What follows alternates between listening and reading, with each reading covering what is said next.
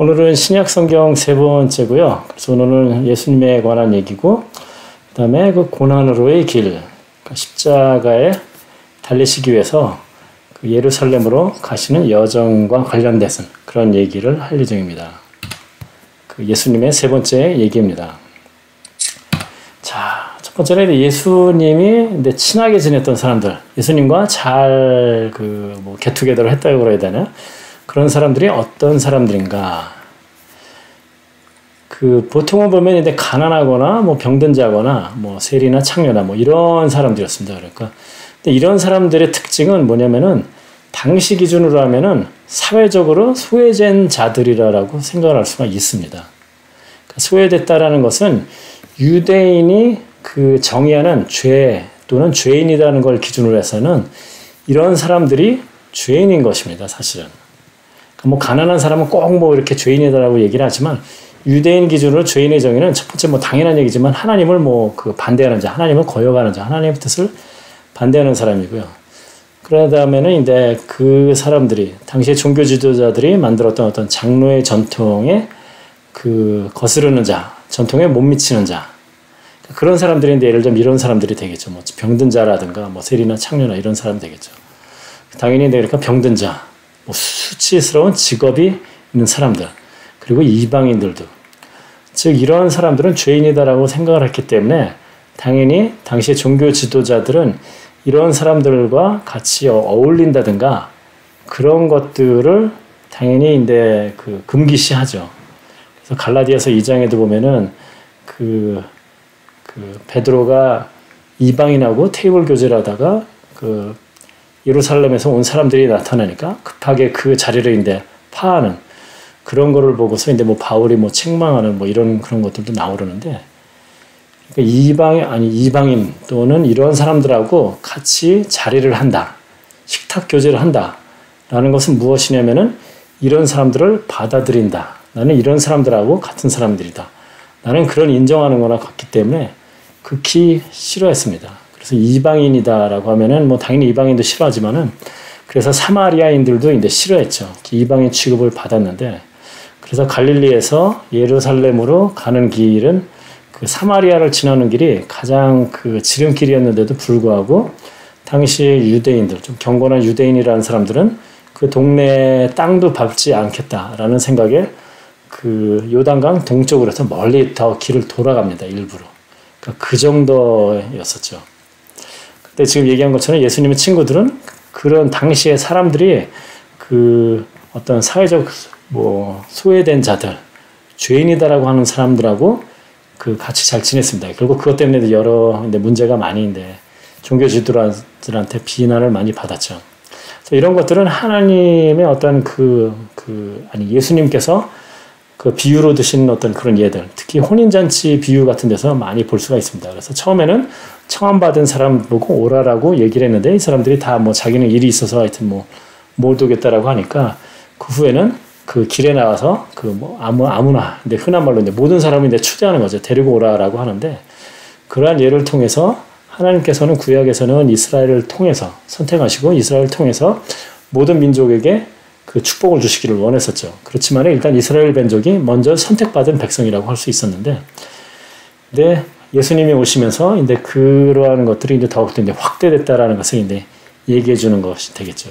그래서 얼마 전에 저희가 한 2주 전에 봤었던 마태복음 1장에 나오는 예수님의 족보에도 보면은 당시 기준으로 하면은 어떤 사회적 소외된 자라고 할 수 있는 여자들이 4명이나, 그리고 그 여자들 중에는 직업이 좀 좋지 않은 사람 또는 이방인들도 많이 있었다라고 했는데, 이런 측면에서 많이 예수님이 어떤 사람들하고 게투게더를 하느냐 이런 것 때문에도 당시 종교 지도자들한테 비난을 많이 받았죠. 그래서 예를 들자면 바리새인과 서기관들이 수군거려서 죄인을 영접하고 음식을 같이 먹는다라고 이렇게 얘기를 합니다. 이렇게 비난하는 거죠. 왜 같이 먹느냐라고 하는 거죠.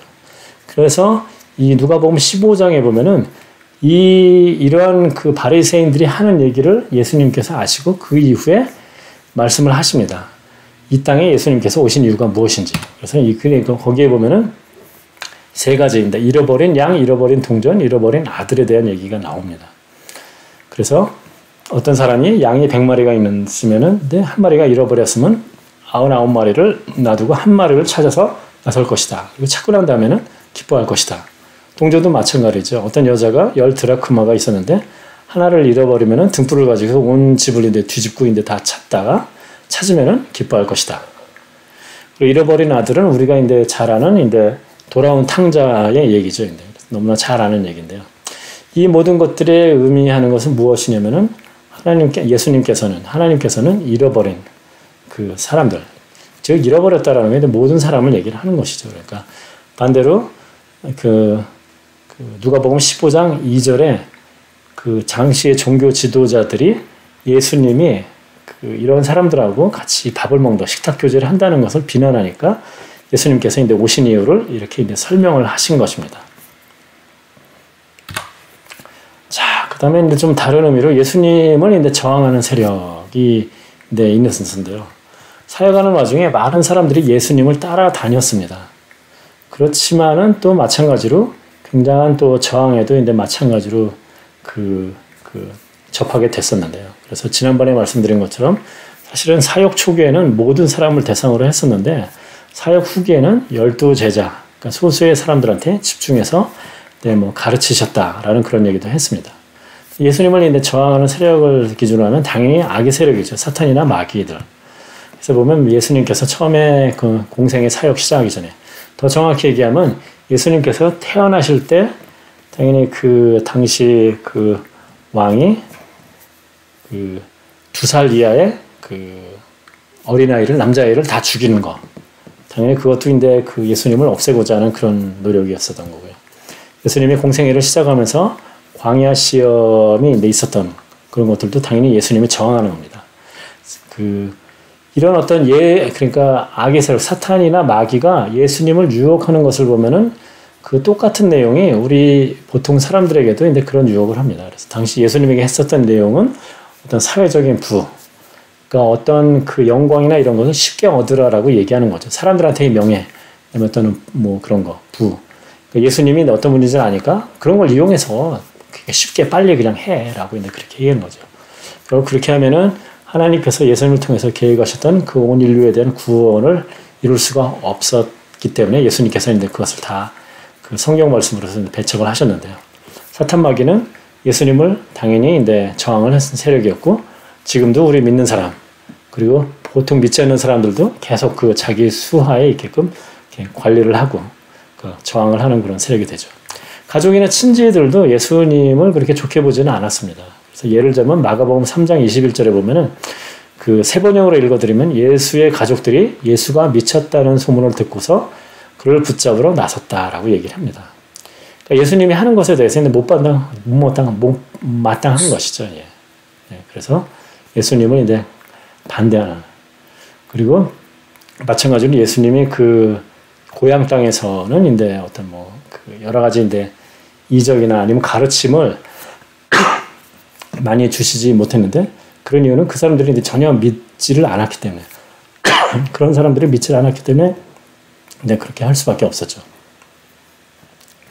그리고 이제 제자들도 예수님을 어떻게 보면 저항했다라기보다는 예수님이 하는 것에 대해서 이해를 못하고 예수님의 사역을 반대하는 경우가 좀 있었습니다. 뒤에 좀 더 자세히 보겠지만은 기본적으로는 예수님이 고난을 받는다라고 했을 때 그 고난이 일어나면 안 됩니다. 그렇게 하지 마옵소서.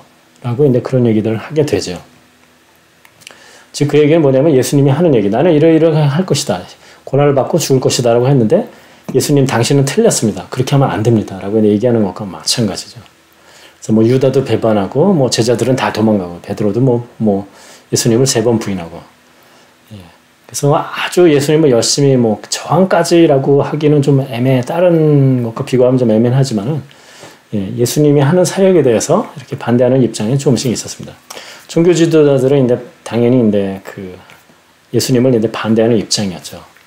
그래서 그 반대하는 이유를 좀 구체적으로 이제 종교자들을 보면은 이런 문제 때문에 이제 주로 반대를 하게 됩니다. 그래서 첫 번째는 하나님 나라에 포함되는 사람. 앞에서도 이제 제가 말씀을 계속 드렸지만은 그 당시에 그 종교 지도자들은 하나님 나라에 그러니까 하나님 나라에 적합한 사람, 백성은 그 유대인, 순수 유대인으로서 어떤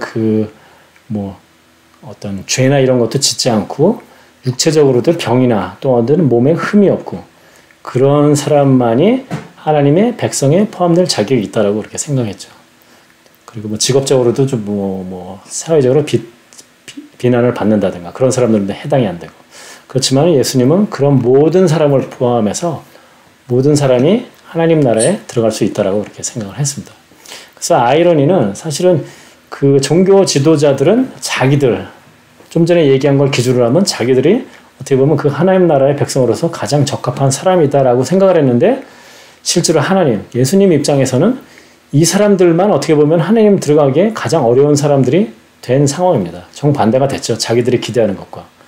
그렇게 된 이유는 이 사람들은 자기들이 어떤 그 잘났다고 하는 거죠. 흔한 말로. 예. 그 프라이드. 그런 게 있어가지고, 즉, 자기들이 죄인이다라는 것을 전혀 모르기 때문에 그 회개의 가능성도 없고, 그래서 하나님께로 돌아올 가능성도 없고.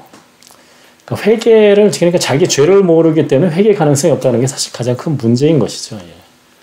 그래서 예수님도 그러고, 사실은 그 세례 요한도 그러고, 처음에 그 하나님 나라가 가까웠다라고 할 때, 그 전에 그 얘기한 것이 무엇이냐면 회개하라는 거였거든요. 그래서 사실 회개라는 것이 굉장히 중요한 건데 이 사람들은 자기들이 잘하고 있다라는 그런 생각 때문에 회개할 가능성이 없었고 결국 그것 때문에 하나님의 백성으로서도 들지 않는 사람들이 대부분이었고 결국은 예수님께서는 그들과 이제 어떻게 뭐라고 표현해? 그들이 이제 저항을 받을 수밖에 없는 그런 입장이었습니다. 또 다른 입장에서는 그 율법을 해석하는 입장이죠.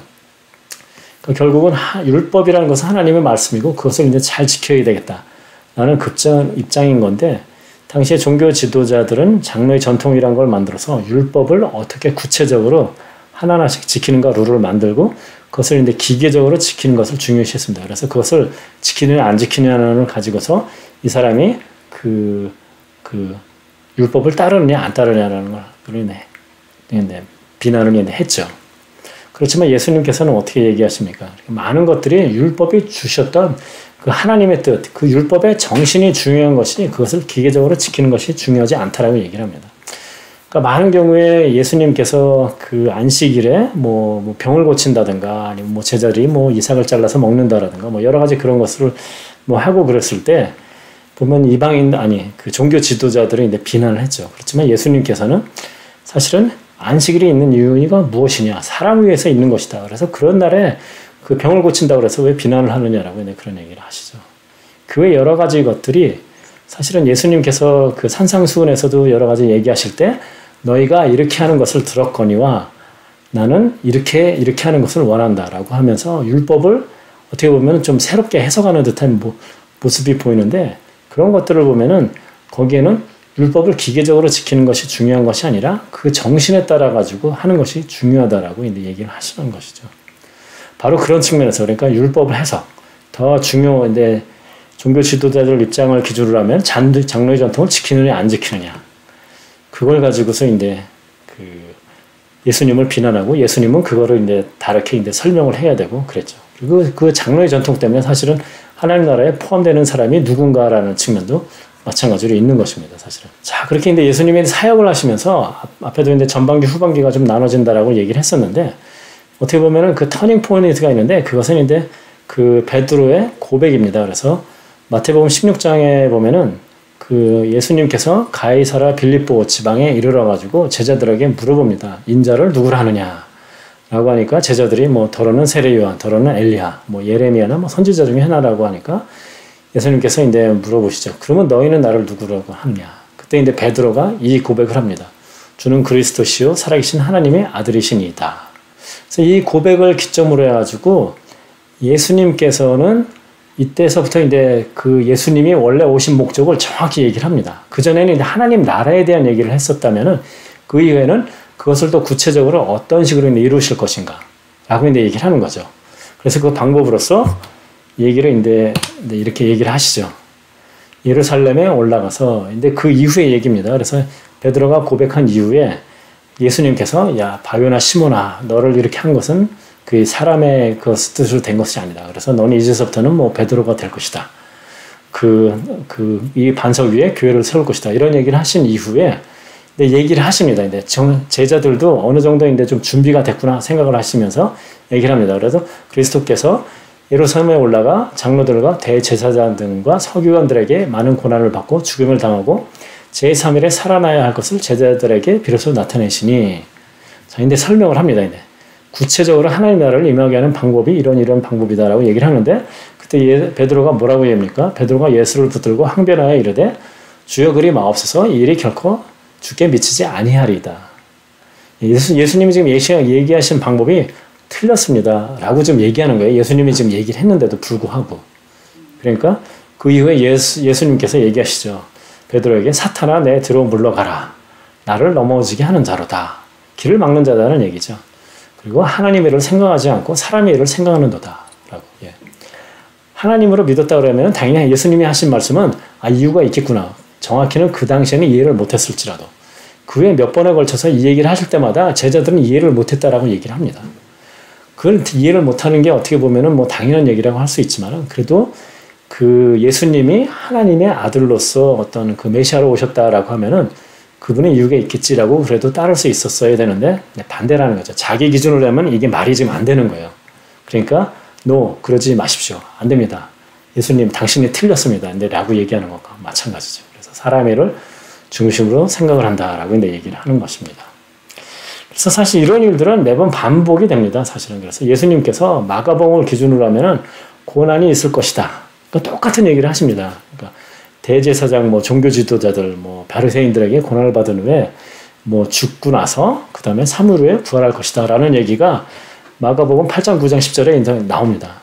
그럼 그때마다 제자들 반응이 뭐냐면은 그 첫 번째는 방금 전에 본 것처럼 베드로가 그렇게 하면 안 됩니다라고 얘기를 하는 거죠. 그 다음에 이제 9장에 나오는 얘기에 보면은 그 바로 다음에 나오는 구절들이 그 맥락이라는 것이 실제로 역사적으로는 예수님이 그 일이 있고 바로 한두 시간 만에 있었다든가 그런 건 모르지만 적어도 성경을 읽는 사람 입장에서는 예수님이 그런 고난을 예고한 이후에 제자들이 제일 먼저 이제 한 얘기가 뭐냐면 누가 크냐? 하나님 나라에서 누가 크냐라는 것을 이제 얘기를 하는 거죠. 그 다음에 이제 10장에서도 이제 예수님께서 똑같이 이제 고난을 받으시고 그 3일 후에 부활하실 거다 얘기를 했을 때 야고보와 요한이 예수님한테 얘기를 합니다. 나중에 하나님 나라가 임하면은 좌우편에 앉혀 주십시오라고. 즉, 그 제자들은 전혀 예수님이 말한 그 고난의 의미, 예수님이 하고자 하는 것에 대한 전혀 그런 관심이 없었고, 점점 이제 예수님의 인기도 많아지고 어떤 그런 걸 믿으면서 자기들의 이제 자리 싸움 비슷한 거를 이제 하는 입장이 됐었죠. 그 이유는 이 사람들은 예수님을 잘 따르는 12제자예요. 선택된 사람들. 그러니까 당연히 한 자리씩 이제 할 거다라고 이제 생각을 했겠죠. 이제. 예. 그러면 이제 예수님을 따른다는 입장에서 그때마다 바로 뒤에는 예수님께서 얘기를 합니다. 너희들이 나를 지금 따르는 지금 제자로 있지? 그러면 제자라는 의미가 무엇인가? 따른다는 의미가 무엇인가를 얘기를 합니다. 그래서 마가복음에는 보면은 8장에서는 자기를 부인하고 자기 십자가를 져야 된다라고 그렇게 얘기를 합니다. 그리고 9장에서는 너미 처음이 되고자 하는 자는 마지막이 되어야 된다라고 얘기를 합니다. 겸손하라는 그런 얘기죠. 10장도 마찬가지죠. 섬기는 종이 되어야 된다라고 얘기를 하는 것이죠. 예. 즉 그래서 예수님이 어떤 오셨다는 그 이유, 섬기는 자로서 아니면 고난받는 종으로서의 어떤 그 모습을 얘기를 할 때 제자들은 이제 세상적인 것만 생각하고 예수님께서는 그거를 이제 정정을 해주시죠. 너희들이 그렇게 생각하는 것들이 잘못된 거예요. 나를 따르면서 어떤 자리 하나 차지하려고 그래? 너희가 나를 따른다는 것은 이런 일이야 라고 이제 얘기를 하는 거죠. 십자가를 져야 되고 섬기는 종이 되고 이런 얘기. 그래서 제자들은 그때 당시에 전혀 이해를 못했죠. 그렇지만은 결국은 나중에 예수님이 부활하시고 나서는 이제 다 이제 이해를 하고 실제로 이제 제자들이 다 이제 순교를 당하는 그런 일이 있죠. 그래서 전승에 의하면은 이제 제자들이 이제 다 여러 지방에서 이제 복음을 전하면서 다 그곳에서 순교를 했다라고 그렇게 얘기를 합니다. 그래서 원래 이제 예수님이 이제 가셨던 그 길을 이제 따르는 사건이 이제 나타나는 거죠.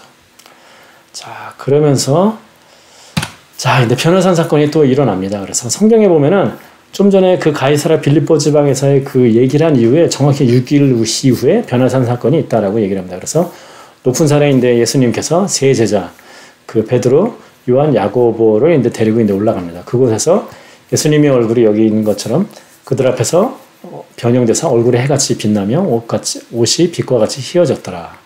모세와 엘리야가 예수와 더불어 말하는 것이 그들에게 보이거늘 라고 이제 얘기를 합니다. 이 사건을 통해서 사실은 그 예수님이 어떤 분인지 그런 어떤 영광스러운 그런 신적 존재라는 것을 제자들에게 나타나기 위해서 그런 것입니다. 그래서 예수님이 그냥 생각했을 때 맨날 보던 그런 분이 아니라 사실은 하나님이라는 것을 어떻게 보면 이제 보여주는 그런 모습이 되겠죠. 천지를 창조하신 분, 마지막에도 심판을 위해서 다시 오실 그 영광스러운 모습을 이제 보여드리는 것이다라고, 보여준 것이다라고 이제 생각할 수가 있죠. 예. 그런 와중에 이제 또 베드로는 당연히 이해를 못하고 예수님하고 모세 엘리야를 위해서 초막셋을 짓고 그냥 이곳에 계속 있겠습니다. 너무 좋습니다라고 이제 그렇게 이제 얘기를 하는데, 그러면서 이제 그 하늘에서 뭐 마태복음 17장 5절에 나오는 것처럼 빛난 구름이 그들을 덮으며 구름 속에서 소리가 나서 이르시되 이는 내 사랑하는 아들이요 내 기뻐하는 자니 너희는 그 말을 들으라 하시는지라 라고 얘기를 합니다. 이게 어떻게 보면 하나님의 음성이 직접적으로 이제 들려지는 그런 모습이죠. 예수님이 제례 받을 때도 이제 똑같은 얘기가 있습니다. 내 사랑하는 이는 내 기뻐하는 자다라고 이제 그런 얘기가 나오는데, 여기는 이제 중요한 것은 그의 말을 들으라라고 이제 하시는 겁니다. 그래서 이어지는 전체적인 맥락을 보면은 그 베드로가 신앙 고백을 하고 예수님이 제자들에게 그 얘기를 합니다. 이제 고난을 받고 십자가에 죽고 부활할 것이다라고 얘기를 하고, 이제 베드로는 그렇게 하지 마옵소서라고 얘기를 하고, 예수님이 이제 제자가 된다는 것이 무슨 의미인지를 얘기를 했습니다. 그러고 나서 이제 얘기를 하는 거, 다시 이제 하나님께서 얘기를 하는 것입니다. 그러니까 예수님의 말을 들으라고 얘기하는 거죠. 그러니까 너희가 어떤 생각을 하든지 간에 예수님께서는 목적이 있어가지고 계획이 있어서 오신 것이고 그의 말을 따르라라는 거죠. 그래서 이거는 이제 가깝게는 제자들을 얘기를 하는 것이고, 더 뭐 이제 멀게는 이제 당연히 이제 모든 이 성경을 읽는 모든 사람들에게 하는 것이죠. 우리는 그 예수님의 말, 하나님의 말을 따라야 하는 것이다. 라고 그래서 그 앞에 이 사건에 대해서 이제 정리를 해주시는 거죠. 예수님 말이 맞아. 라고 이제 얘기를 하시는 것이죠. 자, 그 다음에는 이제 십자가로의 여정.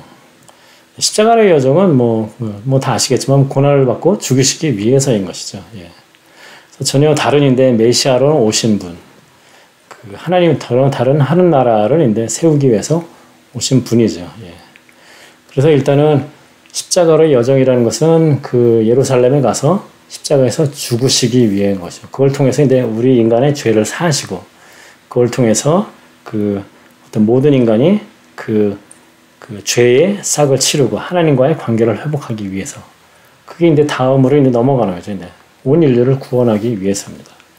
그리고 여태까지 보는 것을 기준으로 하면은 그러한 것들은 어떤 그 사람이 어떤 자격이 있다든가 어떤 그 훌륭한 사람이다든가 뭐 그래서 도덕적으로 훌륭하다든가 그런 것이 아니라 누구든지 사회적으로 죄인이라고 여겨지는 사람들, 실제로 죄를 지은 사람들, 당시 사람 그 문화적으로 비난받는 사람들, 사회적 약자들, 그 모든 사람, 이방인 포함해서, 즉 모든 사람에게 열려있는 그런 어떤 구원의 길을 나타내 주신 것이죠.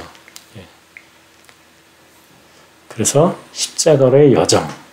근데 요 다음에는 이제 뭐 예상하시겠지만은 당연히 이제 예수님의 이제 죽으심이 나오고 그 다음에는 부활이 나옵니다. 그래서 오늘은 여기까지입니다. 사실은. 예.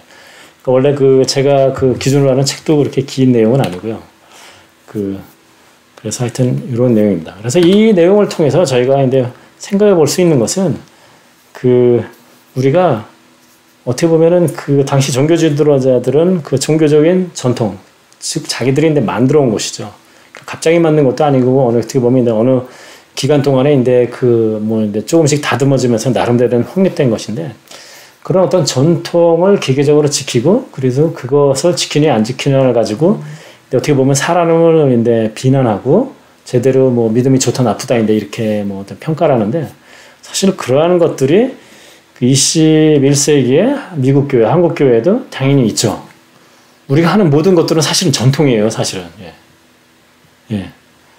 전통이라고 하니까 좀 그런데 매주 똑같이 하잖아요. 그럼 그건 일단 전통이에요.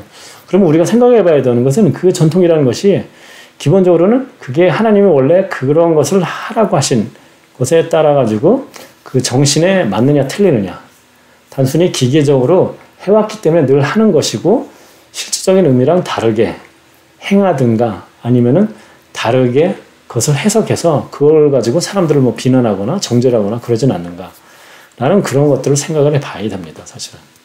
예. 청년부에서도 가끔 얘기하지만은 저희가 하고 있는 그 교회에서 하는 모든 거는 전통입니다. 사실. 예. 그 전통인데 하나님 뜻에 맞느냐 틀리느냐는 이제 생각을 해봐야죠. 당연히. 예. 혹시 뭐 나중에 기회 되면 한번 뭐 같이 생각을 해보시죠. 뭐. 예. 예. 그리고 이제 당시 종교기주 지도자들을 기준으로 하면은 어떤 사람들의 어떤 겉모습을 가지고서 어떤 사람들의 이제 평가를 좀 많이 했었죠. 얘네. 예. 그러니까 그게 이제 어떤 뭐 사회적으로 이제 그 멸시받는 자, 그러니까 죄인이다라고 하는 자, 뭐 세리라든가 창녀라든가 병든 자라든가. 당시에는 병이 들었다라는 것은 결국은 그 뭔가 죄를 졌기 때문에 라고 이제 그렇게 생각을 하죠. 그래서 어떤 태어나면서부터 눈먼 자가 이렇게 있을 때 제자들이 예수님한테 물어봅니다. 이 사람이 태어나면서부터 눈이 먼 것은 그 부모의 죄 때문입니까? 아니면 이 사람의 죄 때문입니까? 그 얘기는 뭐예요? 누군가의 죄 때문이다라는 거죠. 무조건이에요. 예. 그것이 당시에 그 유대인들이 갖고 있던 그런 생각입니다. 근데 사실은 보면 이런 생각들이 암암리에 있는, 현대도 있는 경우들이 좀 있어요. 사실은. 예. 그러니까 뭐 예를 들면 뭐 병들고 어려운 일이 있거나 그러면은 그것이 뭔가 하나님한테 잘 못해서 하나님한테 벌 받는 거다라고 이제 그렇게 생각하는 경우가 있는데 전혀 그렇지 않죠. 예, 전혀 그렇지가 않습니다. 어쨌든 그 뭐 전체적으로는 이러한 어떤 겉으로 드러나는 그런 것을 가지고 어떤 사람을 평가하는 그런 경우들이 있는데 사실은 우리는 그러지 말아야 된다는 거죠. 예수님께서도 그런 어떤 사회적으로 소외된 사람들이 어떻게 보면 꺼려했던 사람들한테 더 가까이 다가갔었던 것 같이 당연히 근데 예수님께서 우리들도 믿는 사람이다라 그러면 그런 사람들에게 다가가고 그 사람들에게도 복음을 전하기를 원하시는 것이죠. 그래서 어떤 겉으로 보이는 모습을 가지고 사람을 평가하거나 그걸 가지고 뭐 그렇게 하면 안 된다.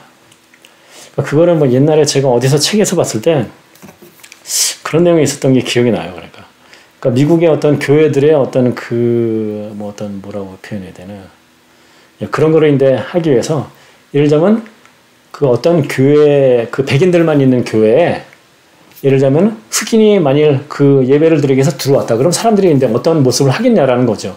경악을 할 거다라는 거죠. 근데 뭐예요? 그 사람들이 바로 선교를 하겠다고 아프리카에 선교비를 이제 선교사를 지원하는 거예요.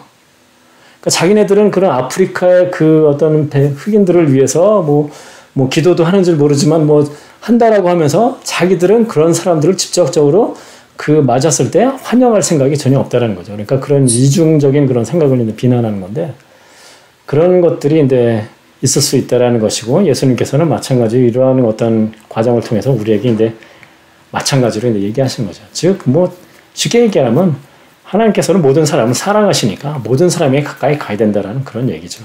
그래서 그런 의미로 생각하면 뭐 내 원수를 내 몸과 같이 사랑하라라고 하는 것을 통해서도 우리가 알 수가 있어요.